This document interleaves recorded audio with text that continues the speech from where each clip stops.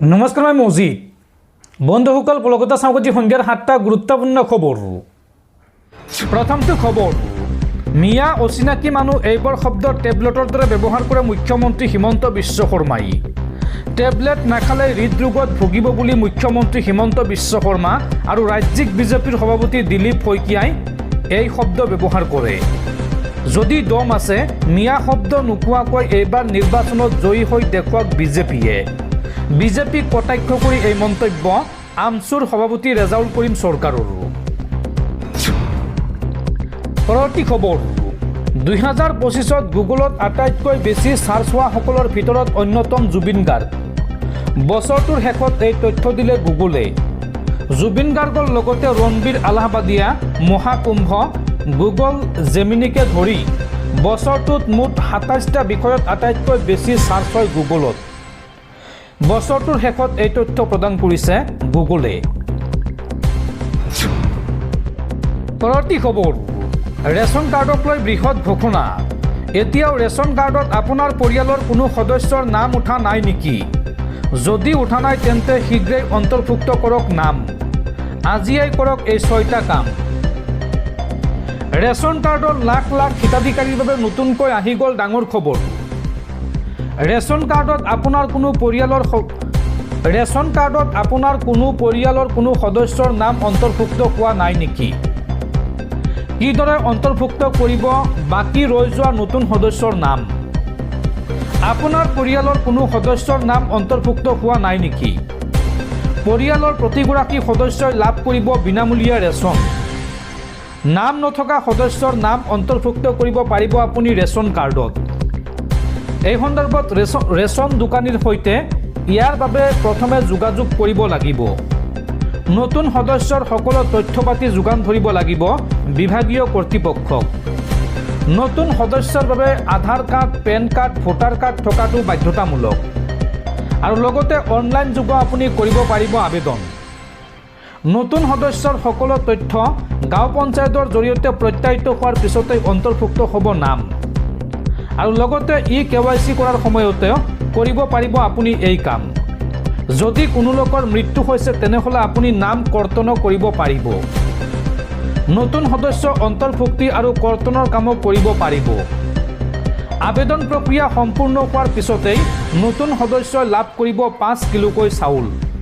গতিকে যদি আপোনাৰ পৰিয়ালৰ কোনো সদস্যৰ নাম বাদ পৰি ৰৈছে বা কৰ্তন হৈছে তেন্তে আজিয়ে ৰেচন দোকানীৰ সৈতে যোগাযোগ কৰক আপুনি নথি লৈ যাব পেন কাৰ্ড ভোটাৰ কাৰ্ড আৰু আধাৰ কাৰ্ড দৰ্শকসকল আৰু বহুত গুৰুত্বপূৰ্ণ খবৰ আছে তাৰ আগতে আপোনাক জনাও যে যদি আপুনি এতিয়ালৈকে এইটো ভিডিঅ'ত লাইক কৰা নাই তেন্তে এতিয়াই ভিডিঅ'টোত লাইক কৰি দিয়ক আৰু এনেকুৱা ধৰণৰ ভিডিঅ' মই নিতৌ চাবলৈ চেনেলটো ছাবস্ক্ৰাইব কৰি কাষত থকা বেল আইকনটো প্ৰেছ কৰি ৰাখক পৰৱৰ্তী খবৰ 2026ৰ বিধানসভা নিৰ্বাচনক লৈ ডাঙৰ খবৰ 2026ত একলা চলৰ নীতিৰে নিৰ্বাচন খেলিব UDFে বিজেপিক এইবাৰ সম্পূৰ্ণৰূপে উৎখাত কৰাৰ হুংকাৰ বদৰুদ্দিন আজমলৰ অখিল গগৈ আৰু লুৰিণজ্যোতি গগৈৰ বাবে দোৱা কৰিব বদৰুদ্দিন আজমলে অখিল লুৰিণ দুজন জিকি আহক বিধানসভাত বিৰোধীৰ মানুহ লাগে এই মন্তব্য বদৰুদ্দিন আজমলে লগতে কয় যে অখিল গগৈ এইবাৰ কেইটামান ভোট লৈ জিকি আহিছে এইবাৰ কি হয় কোনেও নাজানে 2026ৰ নিৰ্বাচনক লৈ প্ৰস্তুত হৈছে UDF দল বিৰোধীৰ লগত মিত্ৰতা নকৰাকৈ নিৰ্বাচন খেলিব UDFে 2026ত একলা চলৰ নীতিৰে নিৰ্বাচন খেলিব UDFে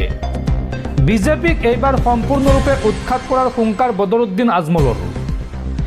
UDFৰ কোন বিধায়ক অগপলৈ যাওক আমাৰ কোনো আপত্তি নাই আমাৰ তালৈ অগপৰ কিমান বিধায়ক আহি আছে তাৰ হিচাপ কৰক UDF সন্দৰ্ভত অগপক চিন্তা নকৰিবলৈ আহ্বান বদৰুদ্দিন আজমলৰ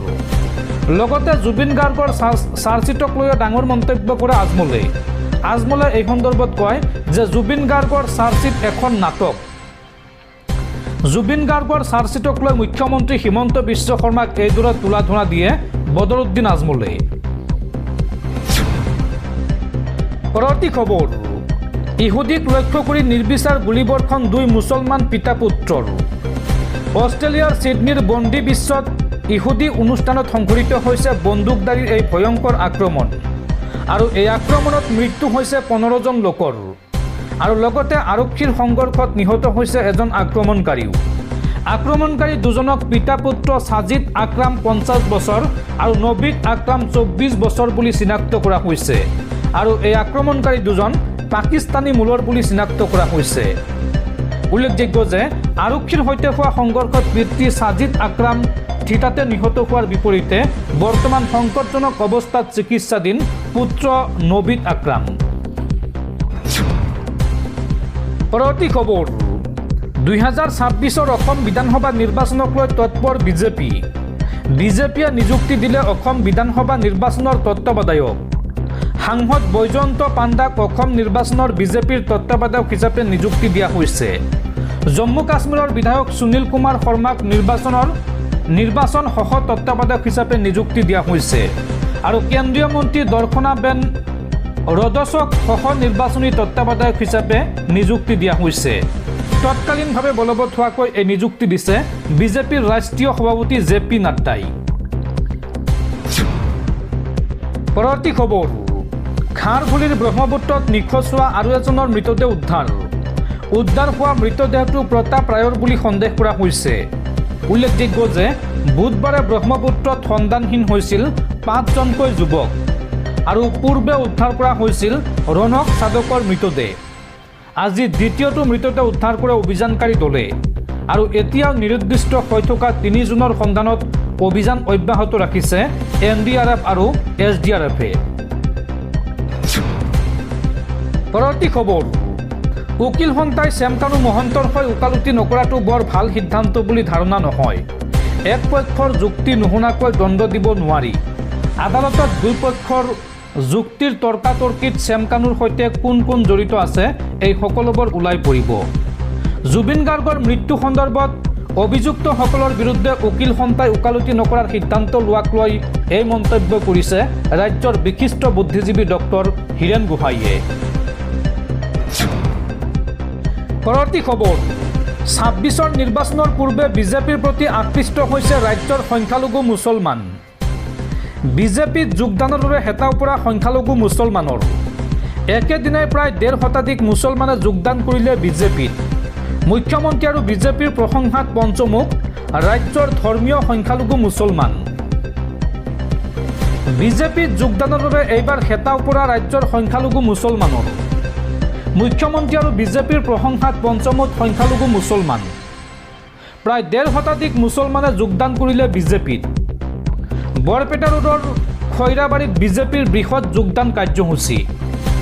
মন্ত্ৰী ৰঞ্জিত দাসৰ উপস্থিতিত বিজেপিলৈ আহিল শ মুছলমান।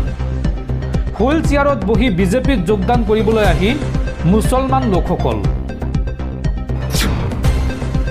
পৰৱৰ্তী খবৰ SIRত উত্তৰ প্ৰদেশত নাম কৰ্তন হ'ব পাৰে 4 কোটি ভোটাৰৰ আৰু ইয়াৰ অধিকাংশ ভোটাৰে বিজেপিৰ সমৰ্থক। এই মন্তব্য উত্তৰ প্ৰদেশৰ মুখ্যমন্ত্ৰী যোগী আদিত্যনাথৰ।